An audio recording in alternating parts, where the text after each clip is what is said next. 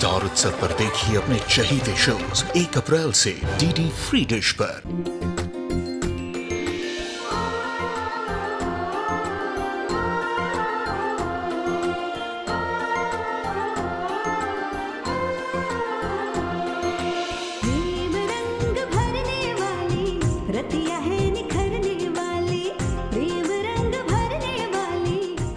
माँ, कितने गर्व की बात है ना, समस्त भारत के राजा आए हैं मेरे भाई के विवाह में। क्यों ना हो, तुम्हारा भाई मगध का राजा है।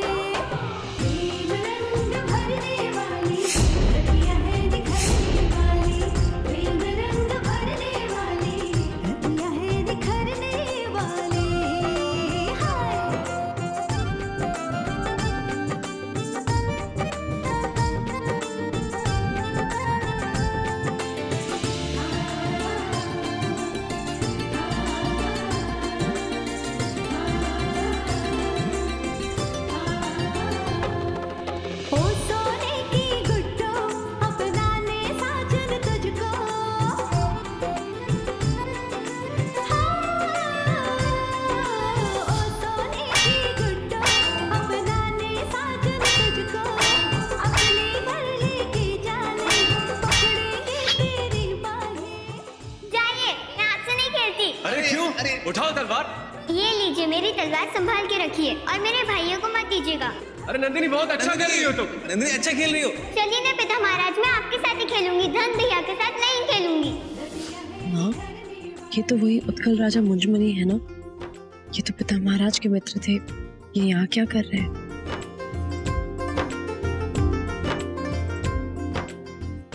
मैं अभी आ रहा।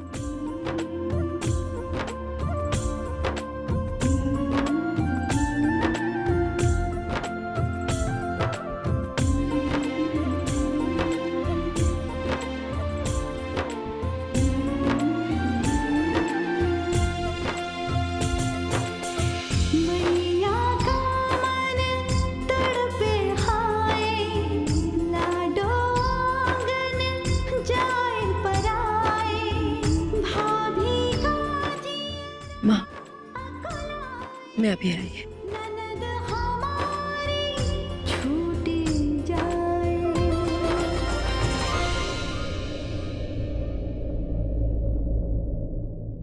अब मुझे नहीं पकड़ पाएंगे पिता महाराज, अब मुझे नहीं पकड़ पाएंगे।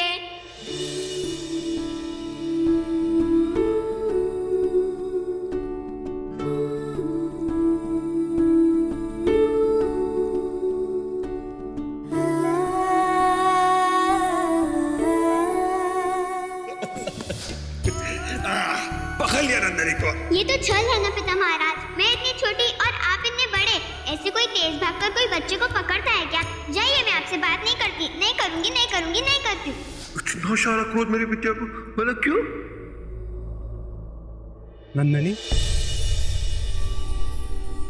स्मरण है मैं तुम्हारे भाई धन का मित्र था। विवाह की बधाइयां।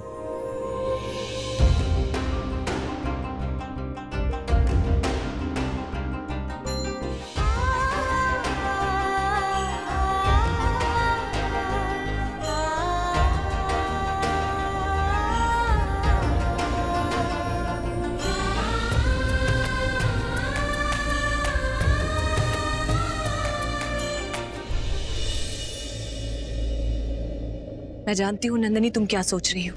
यही ना कि ये राजा जो यहाँ पर आए हैं कभी तुम्हारे पिता के और तुम्हारे भाइयों के मित्र हुआ करते थे, परंतु आज ये चंद्र की ओर है। नंदिनी, यही राजनीति। यहाँ समय रहते निष्ठा बदलती। तुम्हें पुराने संस्मरण सता रहे होंगे, परंतु यही सत्य। यहाँ के राजा तुम्हारे पिता महाराज नहीं, चंद्रगुप्त है, जिसकी तुम पत्नी बनने जा रही हो। इस सत्य को तुम जितना जल्दी स्वीकार कर लोगी, हम सबके लिए अच्छा होगा। दासी जी, हाँ, लेकर जाओ इन्हें। आओ नंदिनी।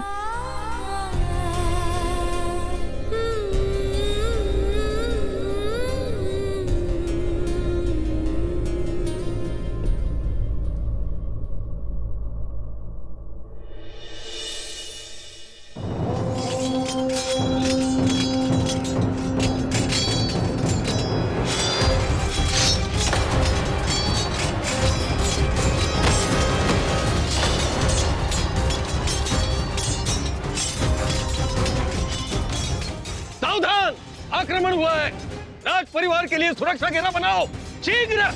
सैनिकों,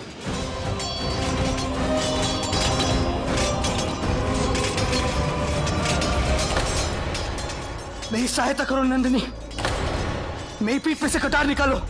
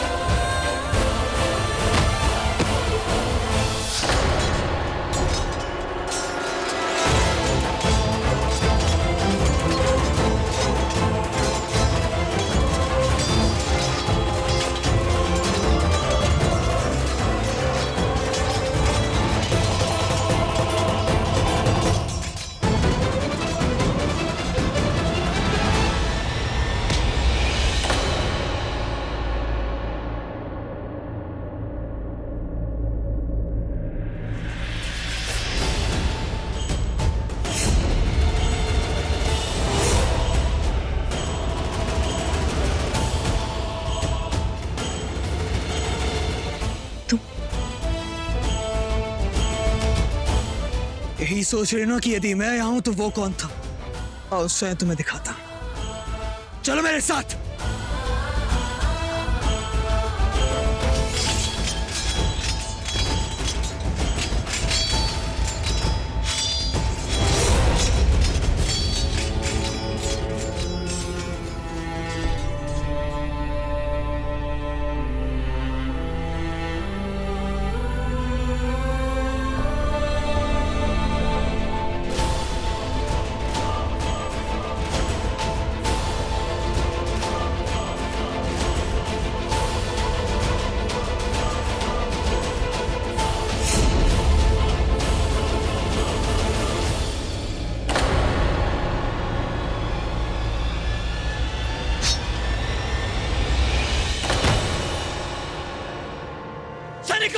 इन्हें तुरंत चिकित्सा ले जाया जाए और तुरंत इसका उपचार कराया जाए।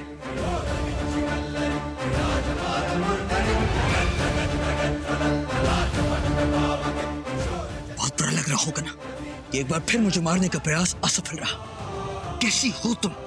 ये बेचारा तुमसे सहायता मांगता रहा, किंतु तुमने इसकी सहायता ना की, केवल ये समझकर कि ये मैं हूं। कोई बात नहीं, मुझे मारने के बहुत से अवसर मिलेंगे तुम्हें।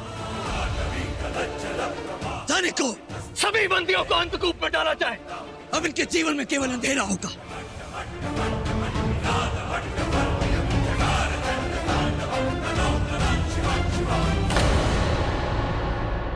अब लगे हाथ ये भी बता दो कि ये आक्रमण तुमने करवाया या किसी और ने? बहुत अच्छा लगता मुझे यदि मैंने करवाया होता तो, परंतु मैंने ऐसा नहीं किया है।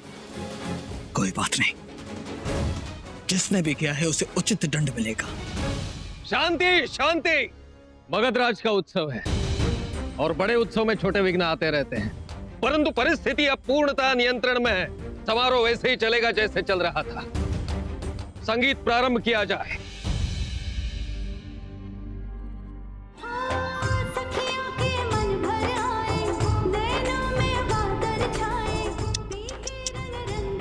एक क्षण के लिए तो ऐसा लगा कि तुम मर ही गए। बहुत बुरा लगा मुझे, लगा किसी ने मेरा लक्ष्य छीन लिया। ये भी तुम्हारे पिता के कर्मों का प्रताप है। जब से जन्म लिया है उनके साथ आंख में झोली खेली है मैं मृत्यु की। समझ लो, मुझे मारना इतना सरल नहीं है।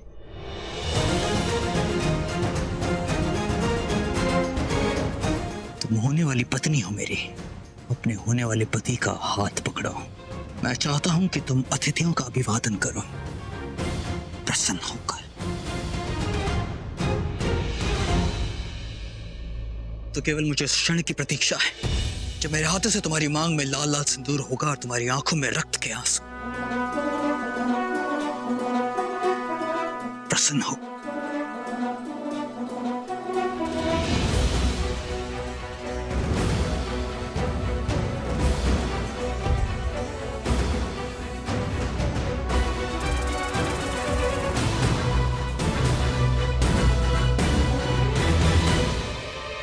क्या हुआ?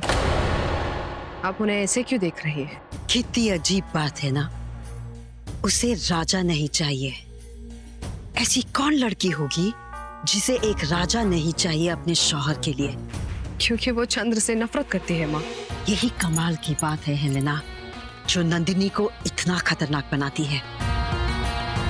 वो मगध के राजा से नफरत करती है, इतनी नफरत करती है कि भरे दरबार में उसे मारने की कोशिश की है उसने। ये लड़की किसी भी हद तक जा सकती है, कुछ भी कर सकती है। इस जश्न में आई सारी औरतों को देखो हेलेना, या तो वो चंद्र की इज्जत करती हैं या तो चंद्र से डरती हैं। अब देखो नंदिनी को देखो, ना तो वो चंद्र से डरती है ना उसकी इज्जत करती है। कल उसकी शादी चंद्र से होगी, लेकिन उसको चंद्र में कोई दिलचस्पी नहीं। एक बात जानती हो हेलेना, एक बादशाह हमेशा उन नजरों का दीवाना होता है जो नजरें उस पर ना हों। उन मुल्कों को जीतना चाहता है जो उसकी पहुंच से दूर हो, जो उसके सामने झुकते ना हो। हर वो चीज को पाना चाहता है जो उसकी पहुंच से दूर हो। हर वो जंग जीतना चाहता है जिसे जीतना नामुमकिन हो हेलेना। चंद्र को उन किसी औरतों में दिलचस्पी नहीं जो उसकी एक निगाह पर मरने को तैयार हो। चंद्र की आंखें सिर्फ नंदिनी पर हैं। वो इसे जीतना चाहेगा, पाना चाहेगा। नंदिनी की नफरत चंद्र के लिए ललकार है, और एक योद्धा कभी भी एक ललकार को अनसुना नहीं कर सकता हेलेना। तुम देखना हेलेना, चंद्र नंदिनी की हर ना को हाँ में बदलने के लिए कुछ भी कर गुजरेगा, कुछ भी। और हो सकता है कि वो खुद इस सफर में बदल जाए। बस माँ, कुछ भी कह रही है। कुछ भी नहीं, सच बोलती हूँ। एक योद्धा के साथ जिंदगी बिताई है हमने हेलेना, सलूकस के साथ, तुम्हारे पिता के साथ। आज भी उनकी चहेती हैं, इसलिए नहीं कि खूबसूरत हैं, इसलिए कि हमें पाना उनके लिए कभी भी आसान नहीं था।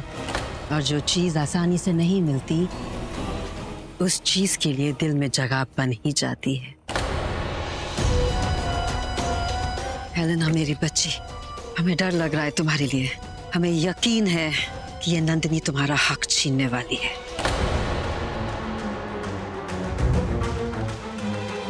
याद रखना हेलेना, नफरत में बहुत ताकत होती है, इतनी कि वो खुद नफरत को मोहब्बत में बदल सकती है।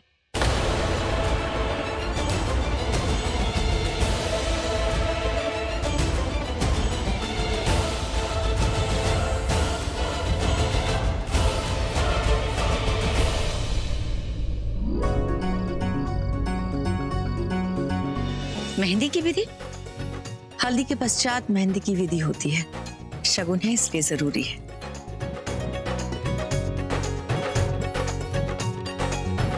दूरधरा, तुम नंदिनी की बड़ी बहन जैसी हो, इसलिए ये रस्म तुम करोगी।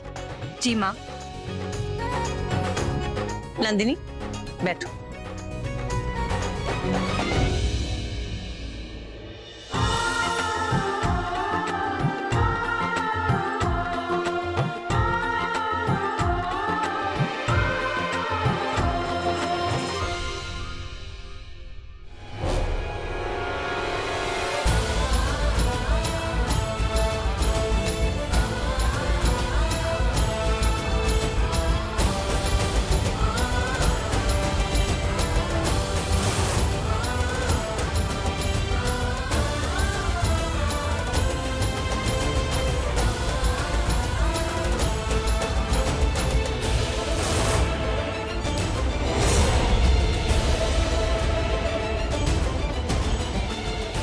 जिसके रंग से मेरे हाथ सने होने चाहिए थे, आज उसी के नाम की मेहंदी लगवा रही हूँ मैं। ये कैसी विवशता है।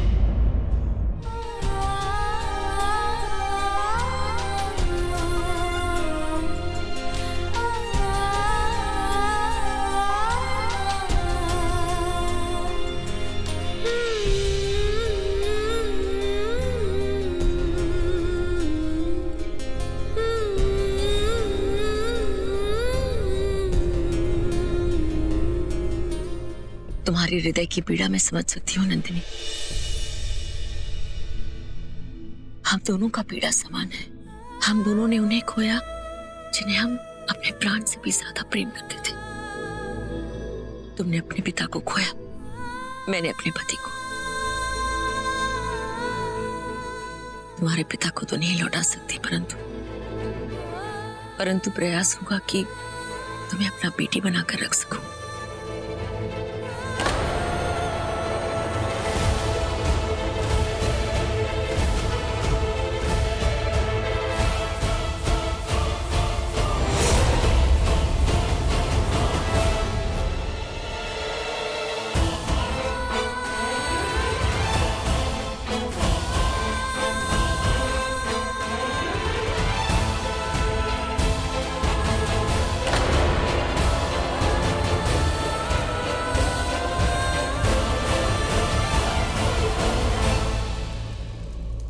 शत्रु की बेटी है वो।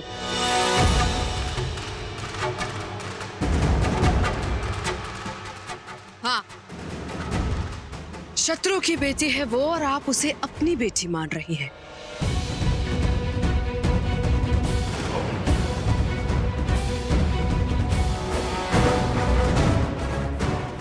शत्रु की बेटी? यदि ऐसी बात है तो पहली शत्रुता मुझे तुमसे निभानी चाहिए। मतलब? नंदिनी तो फिर भी भारत से है और तुम यवन हो। वो यवन जो सिकंदर के साथ मिलकर हमारे देश पर आक्रमण करके शासन करना चाहते थे। तुम सिकंदर के सेनापति सेल्यूकस की बेटी हो ना? चंद्र और उसके पिता दोनों का यही प्रण था कि विदेशियों को हमारे देश में नहीं आने देंगे। यदि शत्रुता के बारे में सोचा जाए तो तुम नंदिनी से बड़ी शत्रु हो हमारे लिए। परंतु नहीं, तुमने मेरे चंद्र से विवाह किया है, इसलिए तुम्हें बेटी का अधिकार दिया है। मैंने विश्वास किया है तुम पर, और वही विश्वास और अधिकार नंदिनी को भी मिलेगा।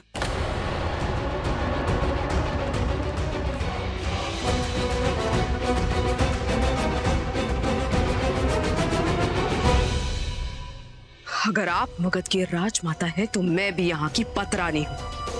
अब चाहे जो हो जाए, मैं नंदिनी को अपनी बांधी बना कर रहूंगी।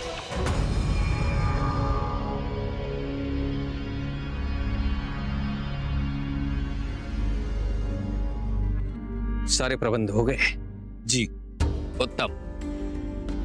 पूरे मगध में घोषणा करवा दो कि जन साधारण भी इस उत्सव में आमंत्रित है। राजभवन के सारे द्वार खोल दिए जाए। मगध के नए राजा को मगध की सारी प्रजा का आशीर्वाद मिलना चाहिए। और हाँ, सभी को भीतर आने दिया जाए बिना किसी जांच पड़ताल के। परंतु आचार्य, इतने दिनों की युद्धजन्य स्थिति के उपरांत मगध की प्रजा को ये इस आनंदोत्सव में सम्मिलित किया जाना चाहिए। जी आचार्य, जाने दीजिए। आचार्य, मैं समझ नहीं पा रहा हूँ कि कितना बड़ा उत्सव क्यों, और वो भी बिना किसी की जांच पड़ताल के।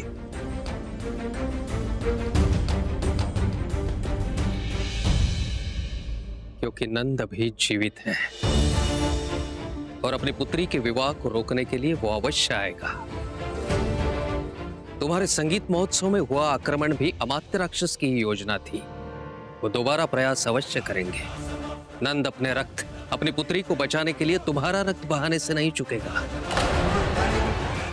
ये विवाह नंद के लिए एक चाल है और मैं चाहता हूं कि वो इसमें फंस जाए। आचार्य, वो आएगा अवश्य, किंतु लौट नहीं पाएगा।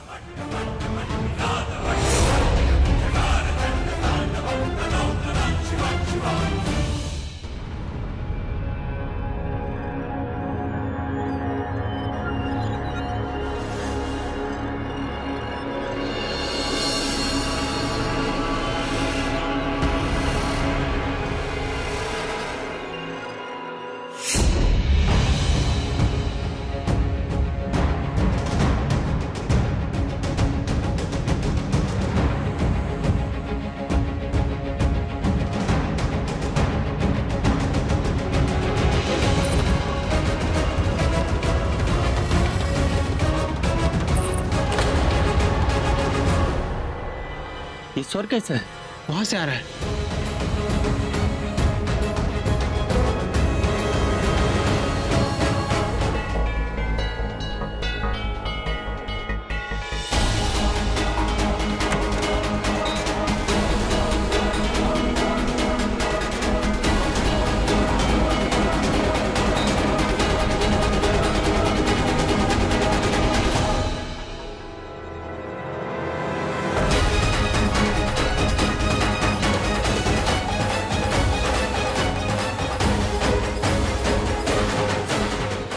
ये फलों की टोकरी महाराज के कक्ष में भिजवानी है। जाओ किसी सैनिक को बुला लाओ।